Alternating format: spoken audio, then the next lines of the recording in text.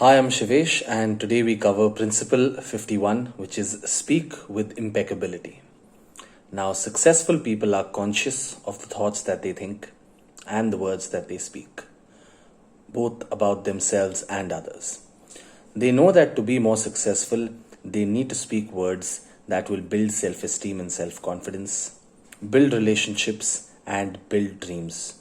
Basically, words of affirmation, encouragement, appreciation, and love. It means that you speak with intention and integrity, and your words are aligned with your vision and dreams.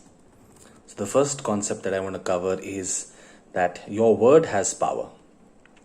When you speak with impeccability, your words have power not only with yourself but also with others. You will discover that the words are the basis of all relationships. So, the way I speak to you determines the quality of our relationship. If I experience love and acceptance to you, you will experience love for me.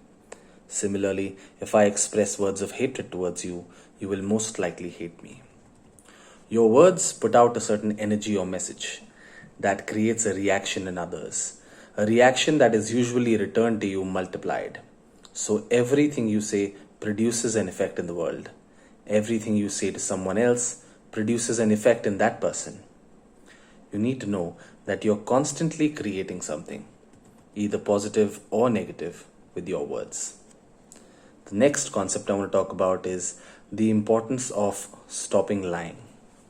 So every time some author contributes to the Chicken Soup for the Soul series and Jack somehow finds out that the story was fabricated, they end up not publishing any more stories given by that writer because they no longer trust such writers, and their word is no longer impeccable. In reality, lying is a product of low self esteem, the belief that you and your abilities are somehow not good enough to get what you want. It's also based on the false belief that you can't handle the consequences of people knowing the truth about you, which is simply another way of saying, I'm not enough.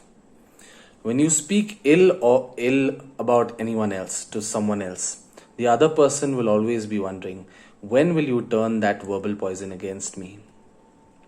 The next concept we want to talk about is what you say about others matters even more.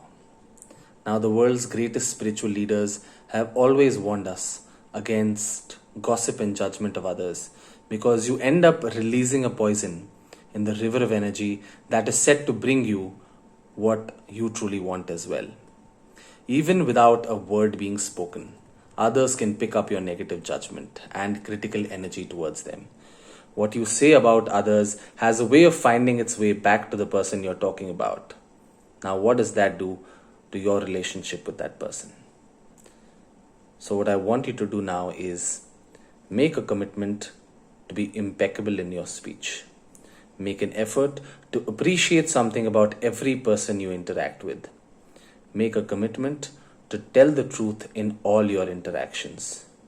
Make it the intention of every interaction with you, that every interaction that you have with others, that you uplift them in some small way every time you interact with them.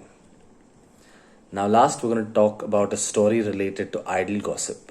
When Jack Canfield started teaching, before he entered the particular classroom, in the staff room, one of the teachers came up to him and said, "You have Devon James in your class. He is a real terror. God help you."